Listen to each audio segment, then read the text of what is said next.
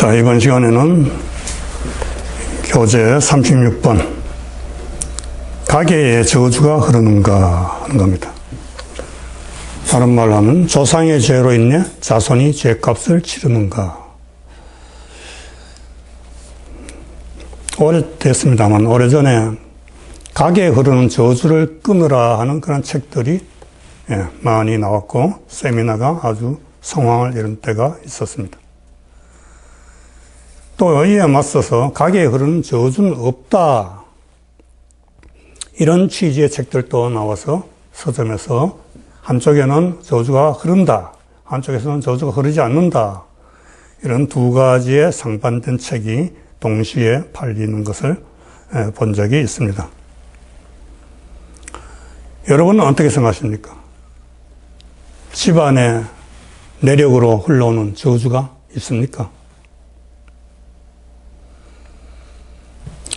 옛날부터 사람들이 그런 이야기를 많이 하죠.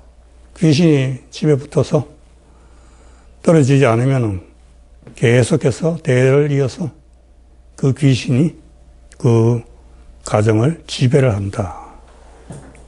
그래서 귀신을 쫓기 위해서 여러 가지의 액땜 굿이라든가 부닥거리 같은 걸 합니다.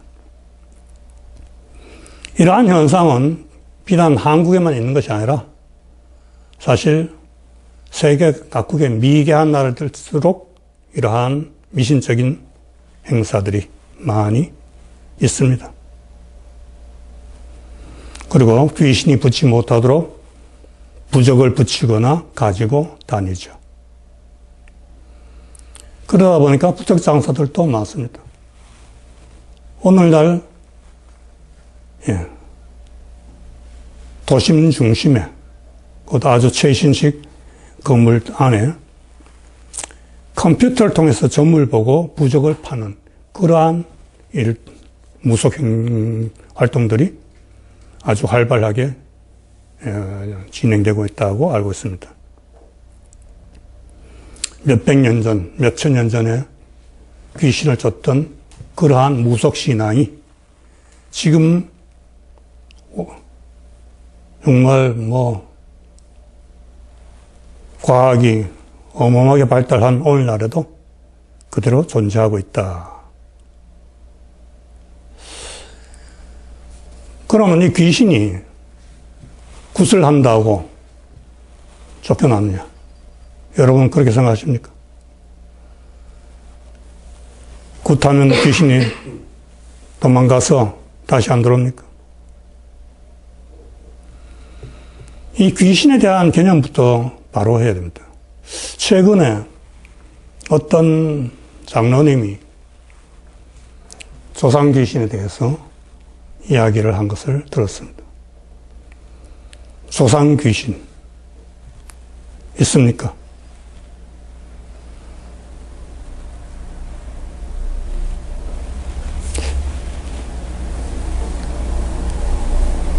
많은 사람들이 조상 귀신을 믿어요.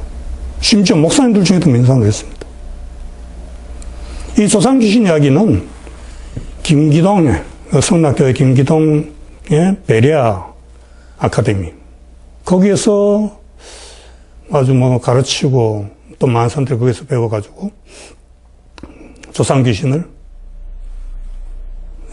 존재를 전하고 가르치고 그러고 있습니다. 과연 조상이 귀신이 되어가지고 후손들을 괴롭히고 그러느냐? 그것은 다 지어낸 이야기입니다. 조상 귀신이란 건 없습니다. 귀신이란 거는 마귀의 졸개죠. 마귀. 영어로는 데블입니다.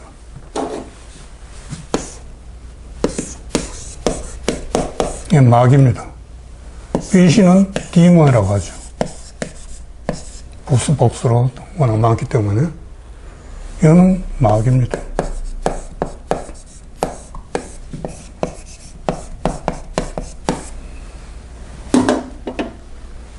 귀신이 다리를 데리고 다니는 귀신의 지배를 받는 사람들. 이러한 사람들은 귀신을 주인처럼 섬깁니다. 그래서 귀신 앞에 제사도 드리고 귀신 앞에 묻기도 하고 막 그러죠. 무당들 이런 사람들은 귀신이 주인입니다. 그래서 귀신을 섬기죠. 그런데 아까 조상 귀신 이야기를 했습니다만은 조상은 죽으면은 사람이 죽으면은 귀신이 되는 게 아니에요. 귀신은 마귀와 더불어서 처음부터 타락한 천사들입니다. 영물이에요. 사람이 죽으면은 귀신이 되는 게 아니라 사람은 죽으면은 낙원으로 가든지 음부로 가든지 결국 그것이 천국과 지옥으로 갈라진 거죠. 그렇기 때문에 조상 귀신이라는 그 말 자체가 틀린 말입니다.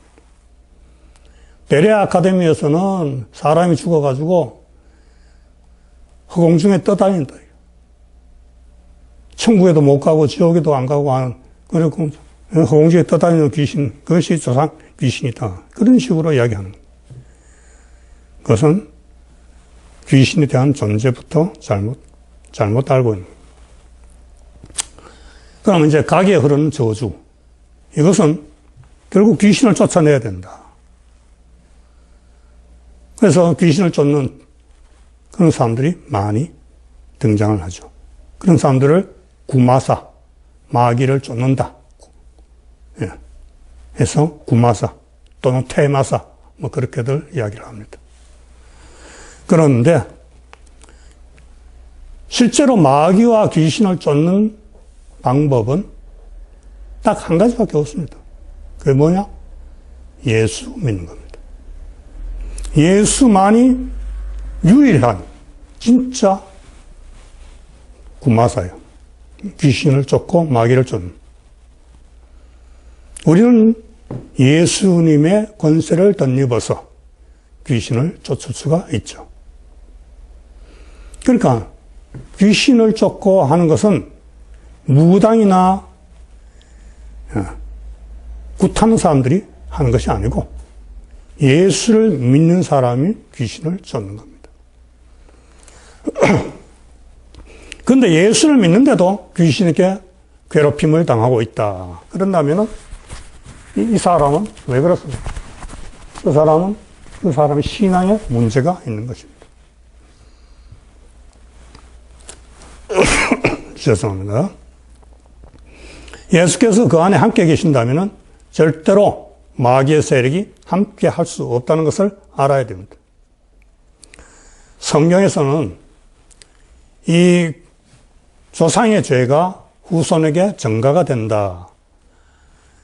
그래서 후손이 조상의 죄값을 대신 치러야 된다 하는 그러한 이야기가 있습니까? 없습니까? 있죠.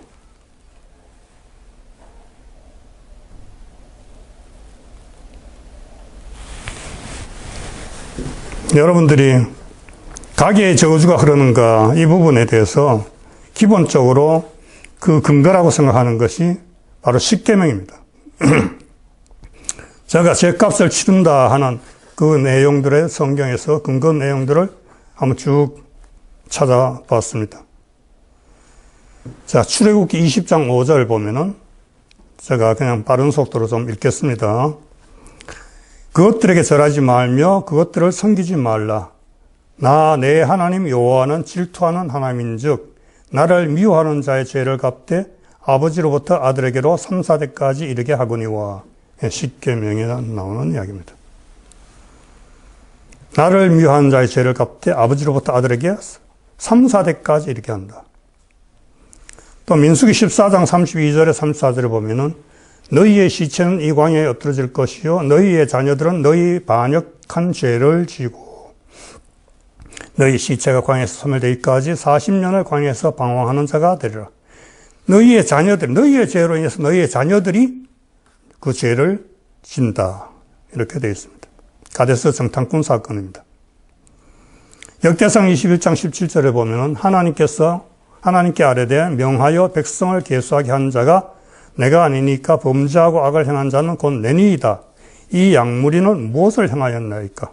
청컨대 나의 하나님 여호와여 주의 손으로 나와 내 아비의 집을 치시고 주의 백성에게 재앙을 내리지 마옵소서.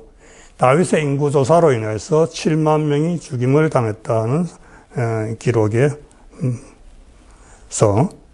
주의 백성에게 재앙을 내리지 마옵소서.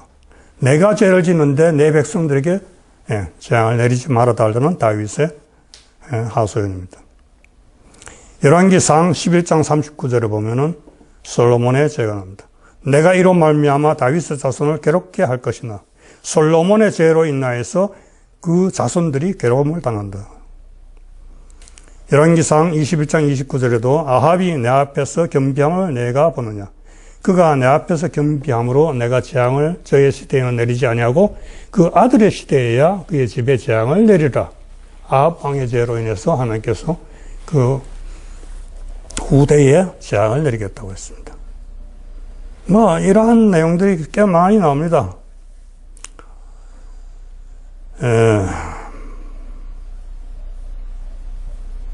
이걸 다 읽으면 시간 좀 많이 걸리니까 이 정도로 하겠습니다. 또 히스기야 왕에 대한 것도 한 가지만 보겠습니다. 열왕기하 20장 17절에서 18절에 보면은 여호와의 말씀이 날이 이르리니 왕궁의 모든 것과 왕의 조상들이 오늘까지 쌓아두었던 것이 바벨론으로 옮긴 바 되고 하나도 남지 아니할 것이요 또 왕의 몸에서 난 날 아들 중에서 사로잡혀 바벨론 왕궁의 환관이 되리라 하셨나이다. 히스기야 왕의 죄로 인하여서 그 아들들이 바벨론에 포로로 잡혀가서 환관이 될 것이다. 아들이 될. 자, 지금 이러한 내용들이 성경에 많이 있습니다. 아간의 죄, 여호수아에 보면 아간의 죄가 나오죠.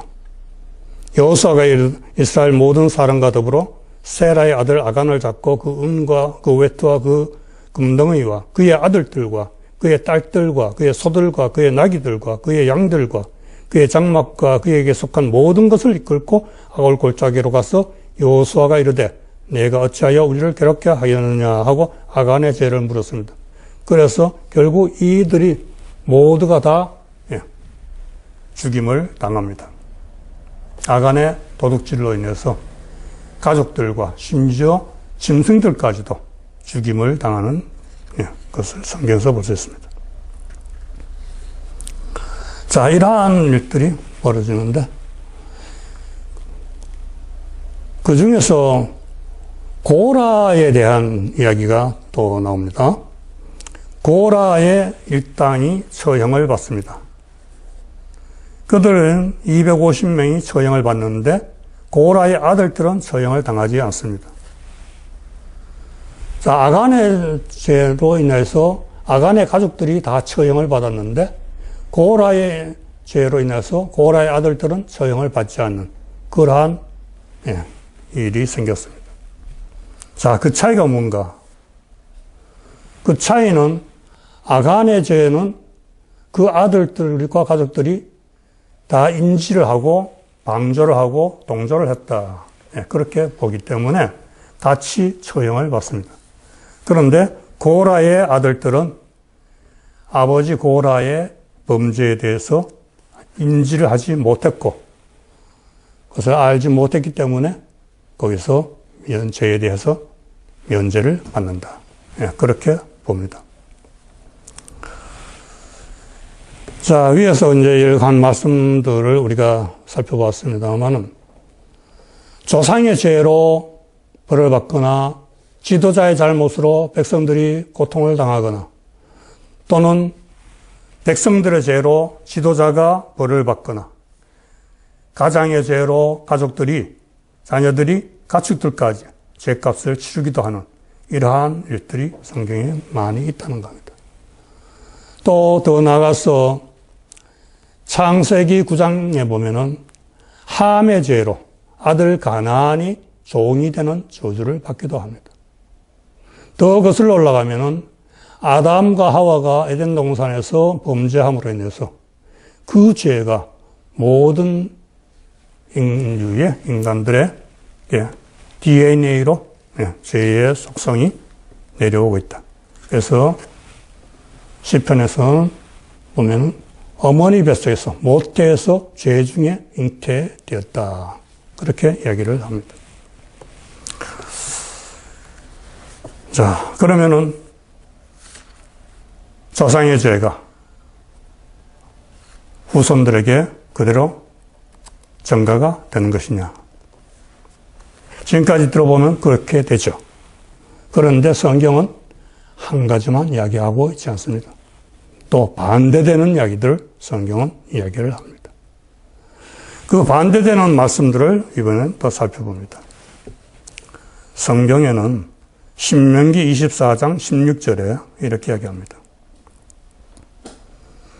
아버지는 그 자식들로 말미암아 죽임을 당하지 않을 것이요 자식들은 그 아버지로 말미암아 죽임을 당하지 않을 것이니 각 사람은 자기 죄로 말미암아 죽임을 당할 것이니라. 예. 아버지가 죄를 진다고 자식이 죽임을 당하지 않고 또 반대로 자식이 죄를 진다고 해서 아버지가 죽임을 당하지 않는다. 각자 자기 죄로 죽임을 당한다. 열왕기하 14장 6절과 역대하 25장 4절에 같은 말씀인데 왕을 죽인 자의 자녀들은 죽이지 아니하였으니 이는 모세의 율법책에 기록된 대로 함이라. 곧 여호와께서 명령하여 이르시기를 자녀로 말미암아 아버지를 죽이지 말 것이요 아버지로 말미암아 자녀를 죽이지 말 것이라. 오직 사람마다 자기의 죄로 말미암아 죽을 것이니라. 예, 각자 사람은 자기의 죄로 죽는다. 에스겔서 18장에 아주 중요한 내용이 들어있습니다. 18장 전체가 그런 내용입니다만은 그거 다 읽기에는 시간이 많이 걸리기 때문에 여러분들이 에스겔서 18장을 한번 읽어보시기 바랍니다. 그 신포도 비유가 나오는데 아비가 포도를 먹어서 신포도를 먹어서 이가 시다고 아들의 이가 시지 않는다. 그 이야기입니다. 그러한 속담이 이스라엘에 있지만은 그 속담을 다시는 쓰지 못하게 할 것이다 하고 이야기합니다. 그래서 20절에 보면은 범죄하는 그 영혼은 죽을지라. 범죄하는 자는 죽는데 아들은 아버지의 죄악을 담당하지 아니할 것이요 아버지는 아들의 죄악을 담당하지 아니하리니 의인의 공도 자기에게로 돌아가고 악인의 악도 자기에게로 돌아가리라. 예. 공로도 형벌도 각자 아버지는 아버지대로 자식은 자식대로 누구도 남의 죄로 인해서 책임을 져야 되는 일은 없다. 그렇게 하지 않는다. 하나님의 법이 그렇다는 겁니다. 예레미야 31장 29절 30절에도 역시 같은 이야기입니다. 다시는 아버지가 신포도를 먹었으므로 아들들의 이가 시다 하지 아니하겠고 신포도를 먹는 자마다 그의 이가 신 것 같이 누구나 자기의 죄악으로 말미암아 죽으리라. 민수기 26장에는 아까 고라 이야기를 했습니다. 고라의 아들들은 죽지 아니하였다.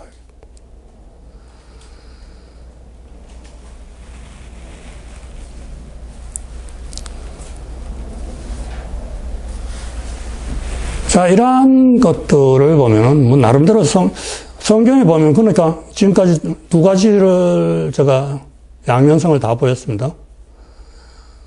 조상의 죄로 자손이 죄값을 치러야 된다는 말씀과, 조상의 죄는 조상이 갚고, 아들의 죄는 아들이 갚는다고 하는, 그러니까 조상의 죄를 아들이 지지 않는다는 말씀이 성경에 다 있다, 이겁니다. 제가 쓴 이 성경을 성경으로 하는 이 책에는 이러한 상반된 내용의 말씀들이 많이 대비가 되어 있습니다. 앞으로도 그런 말씀들, 대비된 말씀들을 많이 만나게 될 것입니다. 그러면은 어느 한쪽이냐? 어디에서는 조상의 죄가 아랫대로 흘러간다고 되어 있고, 어디에서는 안 흘러간다고 돼 있고. 그럼 어느 게 맞느냐? 이제 이런 난감한 입장에 처해지게 되죠. 그래서 성경이 어려운 겁니다. 예. 근데 제 책에는 그러한 상반된 성경의 양쪽에 다 근거가 있는 상반된 성경 말씀들을 많이 대비를 시켜놓고 있기 때문에 여러분들이 앞으로 제 책을 한번 관심 있게 보면은 모르던 것도 새로운 것도 알 수 있을 것이고 그동안에 궁금했고 답이 잘 안 되던 부분도 아마 좀 이해하는데 도움을 받지 않을까 그렇게 생각을 합니다. 자, 레위기 26장 39절에 이런 말씀이 있습니다. 레위기 26장 39절에 너희 남은 자가 너희의 원수들의 땅에서 자기의 죄로 말미암아 쇠잔하며 그 조상의 죄로 말미암아 그 조상같이 쇠잔하리라. 중요한 이야기입니다. 레위기 26장 39절 너희 남은 자가 너희의 원수들의 땅에서 자기의 죄로 말미암아 자기의 죄로 말미암아 죄값을 당연히 치러야 된다는 겁니다. 그런데 그 조상의 죄로 말미암아 그 조상같이 쇠잔하리라 했습니다. 이것은 자기의 죄값은 당연히 갚아야 치러야 되지만은 자기 조상들로부터 내려오는 관습적인 죄에 대해서는 어떻게 해야 되느냐? 그것도 깨닫고 회개해야지. 그렇지 않으면 그 죄의 대가를 치르게 된다. 이야기가 뭐냐? 조상으로부터 내려오는 잘못된 것이 잘못된 줄 알면 그걸 끊어야 된다. 입니다. 버릴 건 버리고. 즉, 우상을 숭배해왔다. 그러면, 이 우상을 숭배하는 것은 죄다. 그러니까, 이제부터는 조상들은 했을 망정. 나는, 내 대해서는 이것을 버려야 된다. 그리고 그것을 버리면은, 그때부터는 그 죄에 대해, 조상의 죄에 대해서 내가 책임을 안 진다. 이겁니다.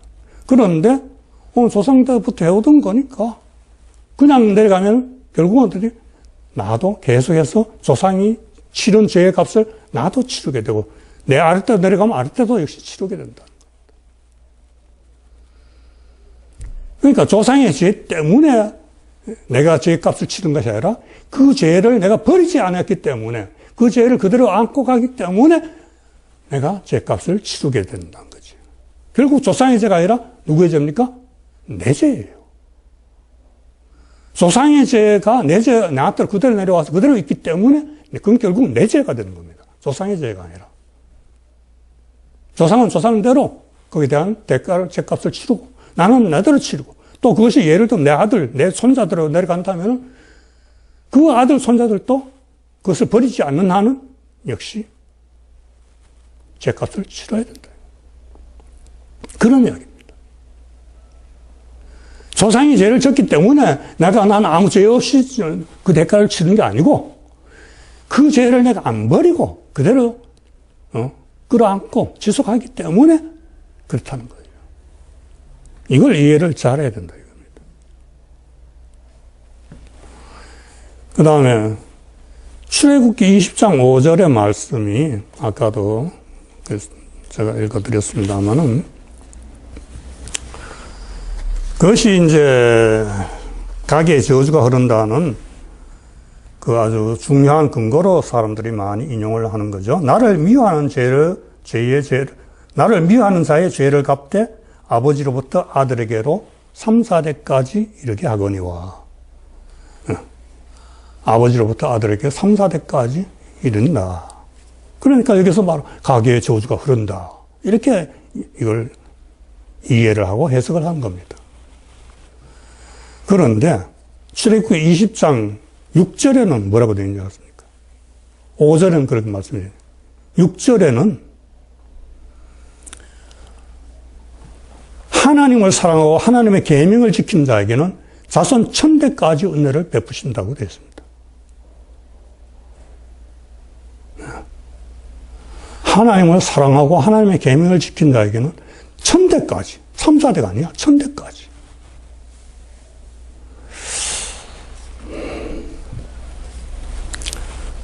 그러니까, 그러면은 이러한 문제들을 우리가 어떻게 이해를 하는 것이 옳으냐. 자, 우리가 첫 번째로 생각해 볼게요. 기본적으로 하나님의 법은 자기의 죄로 자기가 죽는다. 이것이 하나님의 법이다. 아까 이야기했죠. 그 죄값을 치르지 않는다 하는 여러 가지 말씀을 드렸는데 에스겔서 18장 중심으로 한번 여러분들이 그것을 다시 한번 잘 읽어보시기 바랍니다.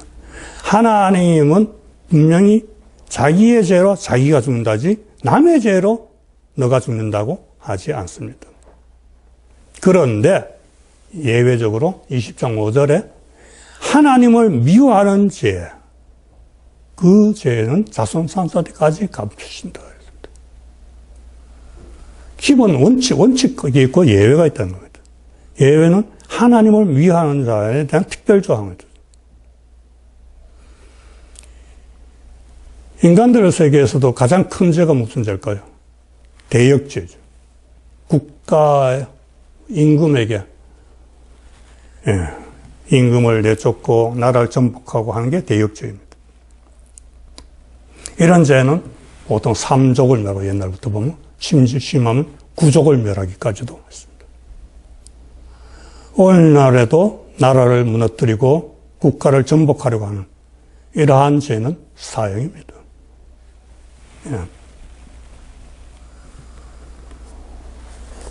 하나님이 모든 우주 만물의 창조주시고 주인이신데 그 하나님을 임금인 하나님을 배신하고 하나님을 대적하고 거부한다면 그러한 자들은 하나님 앞에 대역죄인입니다. 하나님을 미워하는 죄가 뭐냐? 그것은 결국 하나님이 싫어하는 것들입니다. 즉 우상을 만들거나 우상을 섬기거나 우상 숭배죠. 또 하나님을 부인하거나 무시하거나 하나님을 조롱하거나 대적하거나 하는 것. 하나님을 모욕하는 이러한 죄. 하나님의 말씀 언약에 위배되는 일을 저지른 죄. 하나님의 명령에 불순종하며 하나님의 거룩한 영광을 훼손하는 죄. 이러한 것들은 다 하나님을 미워하는 죄에 해당이 되겠습니다. 그러한 자들의 죄는 하나님께서 당사자에게만 죄값을 찾으시는 게 아니라 자손들에게까지도 책임을 물으시겠다는 겁니다. 그러니까 죄도 일반죄, 하나님과 관계없는 일반죄, 뭐 살인을 한다거나 뭐 도둑질을 한다거나 하는 그런 우리가 세상에서의 일반죄하고 하나님을 모욕하고 하나님을 대적하고 하나님을 부인하고 한 그러한 죄, 이러한 전혀 다른 겁니다.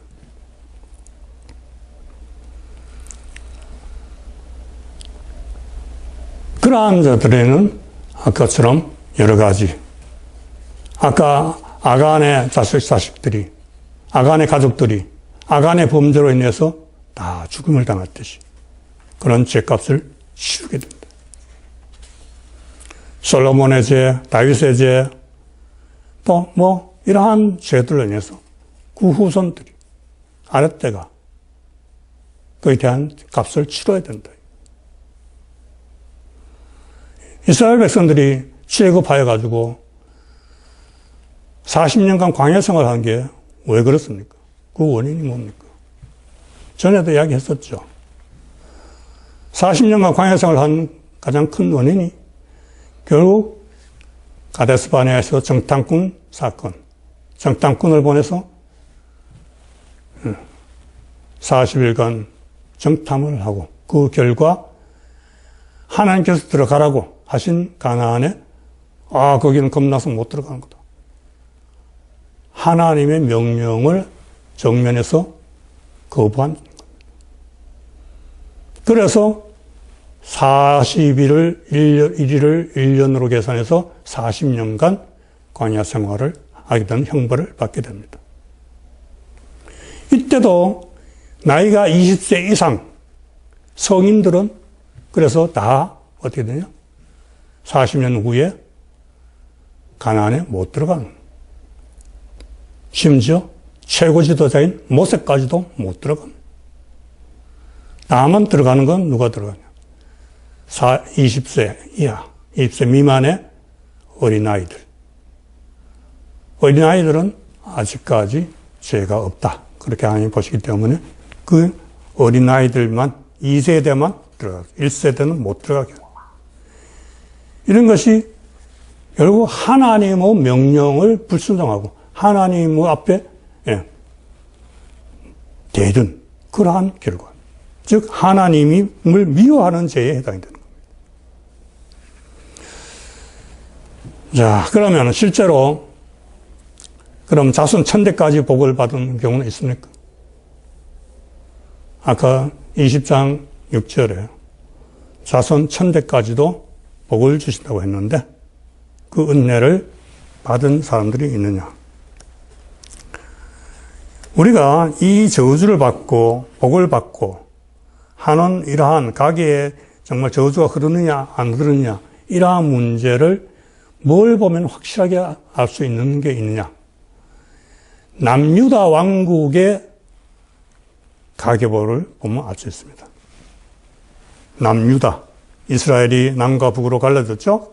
솔로몬 범죄로 인해서. 북이스라엘은 1대 왕부터 마지막 왕까지 전부 다 우상을 섬겼습니다. 전부 다 악한 왕이었습니다. 그래서 그들은 결국 다 멸망으로 가죠.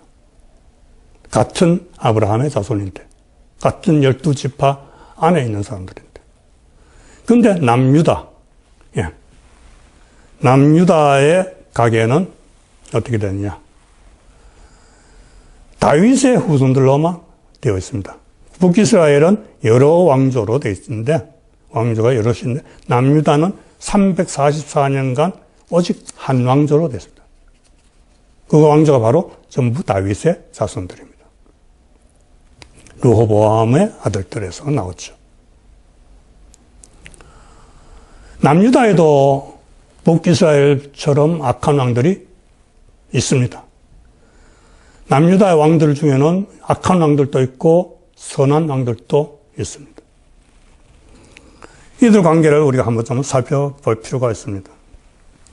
3대 왕 아사는 정직하였고 남색한 자를 쫓아내고 모든 우상을 없애고 우상을 만든 태우를 폐위를 시키기까지 했습니다. 성경은 이 아사 왕을 가리켜서 뭐라고 하냐면 아사의 마음이 일평생 여호와 앞에 온전하였다고 이야기를 합니다. 그리고 아사 왕의 아들인 여호사밧 왕에 대해서 또 성경은 그가 여호와 보시기에 정직히 행하였고 남아있던 남색하는 자들을 쫓아내었다고 말하고 있습니다. 즉 아사 왕이나 여호사밧 왕은 대체로 선한 왕이었다 하는 이야기입니다. 그런데 여호사밧 왕의 아들 여호람과 그다음 손자 아하시아는 악행을 저지른 왕들입니다. 그런데 이 악한 왕인 아하시아 왕의 아들인 그 다음 왕 요아스 왕은 대체로 정직했습니다. 산당도 없애고 초기에는 잘했어요. 뒤에 가서 좀 못했죠. 그 다음에 요아스의 아들 아마사, 또 손자 우시야, 증손 요담, 이들은 3대가 다 정직한 왕이었습니다. 그런데 또 그 다음 왕인 아하스 왕은 어떠냐? 그는 정직하지 못했고 아들을 불가운데로 지나게 하는 등 악행을 저지른 왕입니다. 유다 왕들 가운데 가장 사악한 왕으로 평가되는 왕이 바로 아하스 왕입니다. 그런데 그런 악한 아하스 왕의 아들이 누군지 아십니까? 그 아들이 바로 히스기야 왕입니다.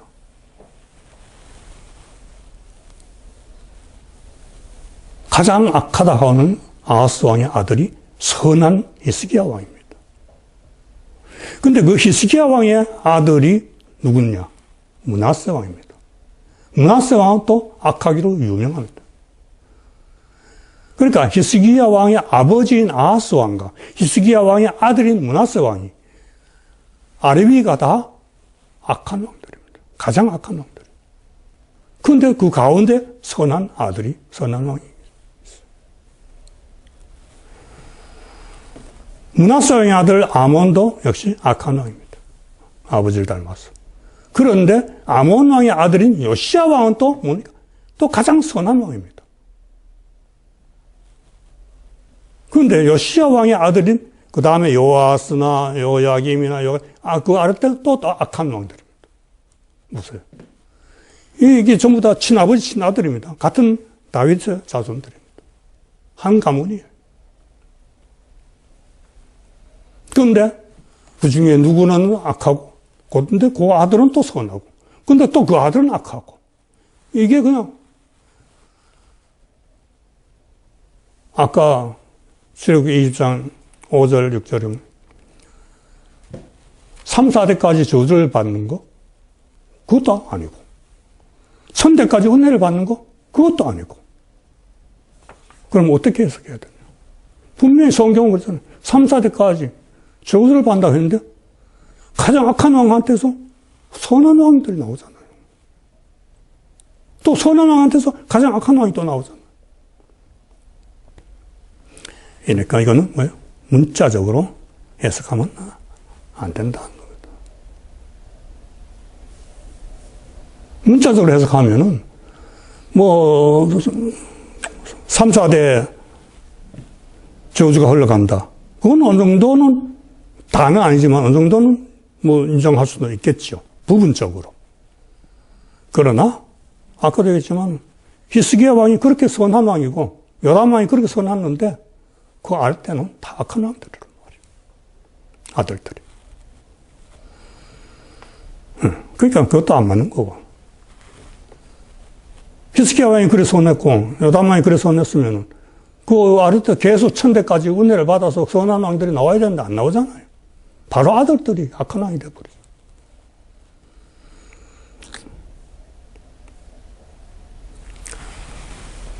그러니까 이 성경 해석을 참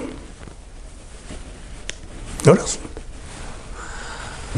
하나님 마음에 가장 합한 자라고 성경이 이야기하는 사람이 누구예요? 다윗 왕이에요. 그런데 그 다윗 왕의 아들 압살롬 어떻게 했습니까? 아버지에게 대항하고다가 결국에는 허무하게 죽었잖아요. 아버지는 그렇게 했는데 아들한테 공격을 받아 아들이 아버지를 죽이려고 하고 완전히 정말 하나님의 그런 은혜를 받은 집, 하나님이 가장 사랑하신 그러한 합당한 자의 가정이라고 보기에는 참 어울리지 않는. 솔로몬도 결국 범죄잖아요. 솔로몬도 많은 이방 여인들을 데리고 살면서 거기서 또 많은 이방 신들을 섬기고 그러한 솔로몬의 문제. 네. 결국 뭡니까? 구원의 문제나 이러한 복을 받는 문제나 저주를 받는 문제나 다 하나님과의 1대1의 관계다. 누구 때문에 내가 구원받는 것도 아니고 누구 덕분에 내가 저주를 받거나 복을 받는 것도 아니다. 내 하기 나름이다. 물론 부모가 선하고 부모가 은혜가 많은 삶을 살면 자식이 되게 복을 받습니다. 그건 왜 그러냐? 그 영향력이라는 게 때문에 그래요. 영향력. 부모가 선한 가정을 이루고 선한 교육을 시키고 거기서 듣고 보고 자라난 물론 피 자체도 부모가 선한 사람이면 아들도 대체로 선하다고 봐야죠. 그러나 여기 다윗의 자손들, 왕들, 유다의 왕들을 봤듯이 국가 그거로 가는 경우도 있습니다만은 대체로는 일반적으로 착한 부모 밑에 착한 아들이 난다. 이것이 일반적인 사람입니다.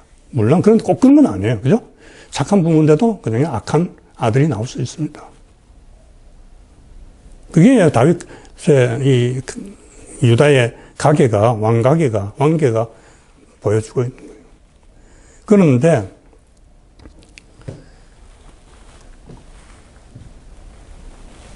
하나님의 말씀을 이해하는데 이것을 너무 어떤 틀에다 넣어가지고 그걸 해석하려고 그런 식으로 틀에다 그걸 넣어서도 안 되고 어떤 결론을 내려놓고 그 결론에다가 끼워 맞추려고 해도 안 되고 영향력이란 걸 아까 조금 전에 얘기했습니다만은 복을 받는 것도 부모가 선하고 신앙이 좋고 그러면 거기 따르는 복을 받는데 그것은 바로 부모의 영향력이 있듯이 반대로 부모가 악하게 하면은 그 악한 부모의 자식들은 어떤 영향을 받을까요? 부모가 악한데 선한 영향을 받을까요? 아니잖아요. 악한 부모 밑에서는 사는 아이들은 악한 부모의 나쁜 영향을 받게 될 것이 뻔한 거 아닙니까? 그러니까 3, 4대까지 저주가 내려간다 하는 것도 그 영향력이 그렇게 내려간다 이렇게 이해를 해야지 무조건 3, 4대가 다 그 죄값을 치르고 악인이 된다. 그런 쪽으로 해석을 하면 된다. 아까 레위기 말씀을 제가 해석을 하면서 그랬죠. 부모에서 내려오는 잘못된 영향력을, 잘못된 관습을, 죄성을 내 대해서 끊으면 된다. 그래서 예수를 믿지 않을 때는 이러한 가정의 죄가 흘러내려오더라도 그것은 바로 그렇잖아요. 우상을 섬기는데, 귀신을 섬기는데 계속 그 귀신을 내가 안 끊고 대대로 섬겨오니까 그 죄가 당연히 3, 4대뿐만 아니라 정말 천대까지도 내려갈 수 있는 거죠. 그런데 어느 날 내 뒤에 와가지고 예수를 믿게 됐어. 예수님을 구주로 영접하고 그렇게 되면 이때 어떤 현상이 일어납니까? 바로 지금까지 내려오던 대대로 내려오던 죄가 예수님을 믿음으로 인해서 끊어진다는 사실이잖아요. 그 영향력이 이제부터 차단이 된다. 그동안에는 죄의 영향력, 마귀의 영향력 아래서 대대로 내려왔는데 그것을 뭐 조상 귀신이 어떻고 이러면서 그것이 당연한 것처럼 당연히 그 죄의 대가가 내려오는 것처럼 저주가 내려오는 것처럼 이해를 하고 해석을 해왔는데 예수를 믿으면 그 영향력이 차단되어 버리는 거예요. 사라지는 겁니다. 더 이상 마귀의 권세가 나를 어떻게 할 수가 없게 되는 겁니다. 그래서 아까 이야기했듯이 예수만이 참된 구마사다. 예수를 믿으면 저주가 떠나간다. 예수를 믿으면 그 영향력이 완전히 사라집니다. 그런데 예수를 믿어도 그러한 영향력 아래에 있는 사람들이 있다고 했죠. 그것은 왜 그러냐? 결국 그 사람이 예수를 믿는다고 하지만, 교회를 다닌다고 하지만, 심지어 목사, 전도사라고, 장로라고 하지만 예수를 제대로 안 믿기 때문에 그렇다. 예수님을 제대로 믿으면, 즉 예수님이 내 안에 들어와 계시면, 내가 성령으로 충만하면은 죄의 지배를 안 받게 됐는데, 내가 성령 충만하지 않으니까, 예수님을 제대로 안 모시니까, 계속해서 마귀가 그 틈새를 노리고, 나를 공격하고, 그 마귀의 공격에 무릎을 꿇는 거죠. 그러니까, 문자적으로 3, 4대까지 저주가 내려간다. 1000대까지 은혜가 내려간다.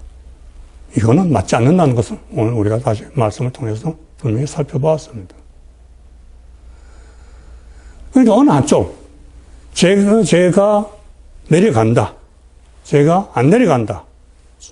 저주가 내려간다. 저주가 안 내려간다. 성경에 다 양쪽에 다 근거가 있더라도 어느 한쪽만 옳고 한쪽은 틀리다. 이렇게 해석을 하면 안 된다 이거죠. 그 말씀들을 잘 조화롭게 이해를 해야 된다. 결국 하나님은 한 어떤 죄를 범한 자의 그 죄값을 본인한테서 찾지 다른 사람한테서 연좌제로 찾는 게 아니라는 겁니다. 그런 사람들은 마치 무슨 연좌제처럼 그렇게 이해를 하는데 아니. 역대하 28장 6절에 보면은 남유다의 아하스 왕이 하나님을 버림으로 하나님은 북이스라엘의 베가왕을 동원하여서 하루 동안에 유다 용사 12만 명을 죽이시고 20만 명이 포로로 잡혀가게 하셨습니다. 그래서 역대하 28장 6절은 뭐라고 하냐면 이는 그 열조의 하나님 여호와를 버렸습니다. 아하스 왕이 아까 가장 악한 왕이라고 그랬죠. 그런데 아하스 왕이 뭘 했다고요? 하나님을 버렸다는 거예요. 여호와 하나님을 버렸다고 그랬어요. 하나님을 버린 자, 그에게는 온 것은 마귀밖에 없습니다. 하나님을 버리면 당연히 마귀가 그를 장악하게 되고 마귀에 지배하여서 그가 저지른 죄는 다 마귀가 좋아하는 것들입니다. 그런데 하나님을 모신 아하스 왕의 아들 히스기야 왕은 아버지와 달리 어떻게 하나님을 모셨잖아요. 아버지 아하스 왕은 하나님을 버렸지만 그 아들 히스기야 왕은 하나님을 모셨어. 잘 섬겼어. 그러니까 하나님도 다르게 돼요. 아하스 왕은 하나님이 버리시지만 그러나 히스기야 왕은 하나님이 버리시지 않고 오히려 그에게 은혜를 베푸신다. 역대하 15장 2절에 보면 이런 말씀이 있습니다. 너희가 여호와와 함께하면 여호와께서 너희와 함께 하실지라. 너희가 만일 그를 찾으면 그가 너희와 만나게 되시려니와 너희가 만일 그를 버리면 그도 너희를 버리시리라. 너희가 여호와를 버리면 여호와도 너희를 버리시고 너희가 여호와를 찾고 여호와를 섬기면 여호와께서 너희를 함께 하실 것이다. 이겁니다. 우리가 하나님을 바로 알고 바로 섬기느냐, 잘 섬기느냐, 못 섬기느냐, 거기에 따른 겁니다.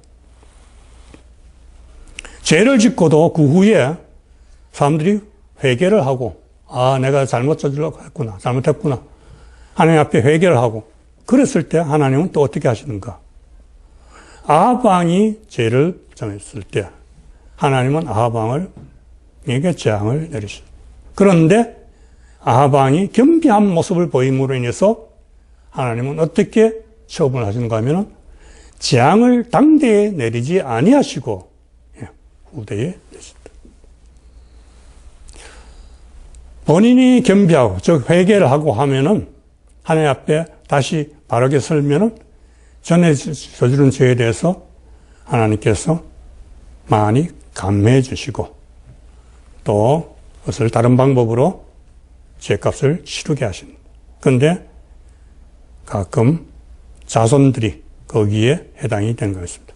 그러나 그 아랫 때도 제대로 하나님을 모시면은 죄를 피해갈 수 있습니다. 죄값을. 한데 아랫 때가 하나님을 제대로 섬기지 아니하면은 그 아랫 때에 역시 죄값을 치러야 되는 것이죠. 히스기야 왕이 하나님 앞에 범죄를 저질렀을 때 하나님께서는 히스기야 왕에게는 생전에는 벌을 내리지 아니하였으나 그 자손들이 포로로 잡혀가고 고통을 당하도록 그렇게 대가를 치르게 하십니다. 하나님의 이러한 방법은 다 예외적이고 하나님의 어떤 절대 주권 하에서 하나님께서 선택하신 방법입니다. 그런데 그러한 예외적인 것을 원칙으로 삼으면 안 된다. 항상 원칙에는 예외가 있다 하는 말이 있습니다만 원칙과 예외를 잘 구별해야 됩니다. 그런데 원칙이 뭐냐? 원칙은 자기 죄는 자기가 담당한다.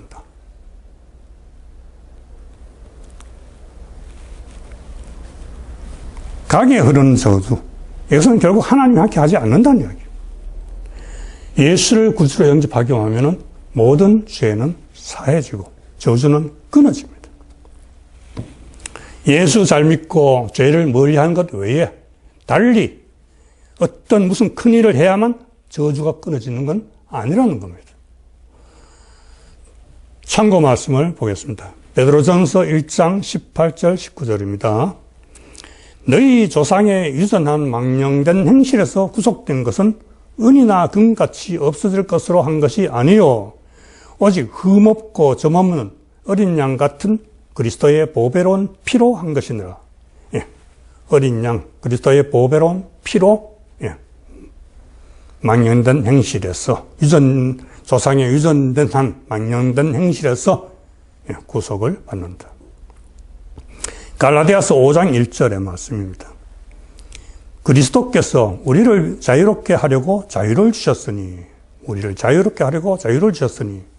그러므로 굳건하게 서서 다시는 종의 멍에를 매지 말라.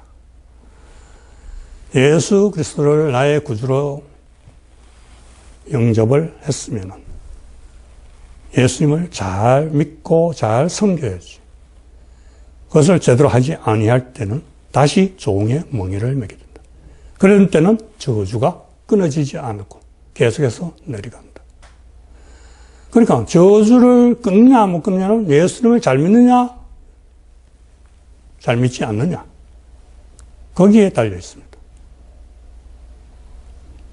달리 무슨 성경 말씀에서 3, 4대까지 저주가 내려간다고 하니까 내려가는 게 아니라 내가 얼마나 내 조상이 저질러던 죄를 내가 인지를 하고 그것을 끊으려고 노력을 했고 그리고 그 죄를 내가 반복하지 않으려고 예수님을 구주로 영접해서 바르게 사느냐 이런 데에 그게 있는 것이지 그게 무슨 뭐 말씀이 3, 4대까지 간다고 했으니까 3, 4대까지 간다 그런 건 아니다. 그러니까 말씀과는 상관없이 예수님을 잘 섬기냐 못 섬기냐 문제는 포인트는 거기에 있다.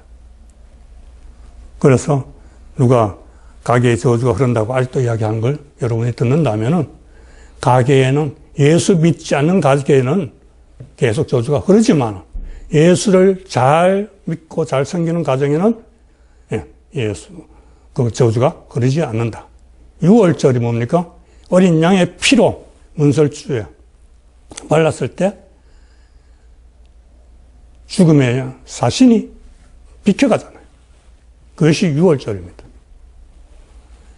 그 어린 양의 피, 그 피를 저와 여러분의 가슴에 바르면은 이 저주가 비켜가는 겁니다. 그러나 그 어린 양의 피를 바르지 아니하면 마귀가 귀신이 드나들죠. 그러다면 저주는 계속해서 이어지는 겁니다. 어렵게 생각할 거 하나도 없어요. 단순 명료합니다.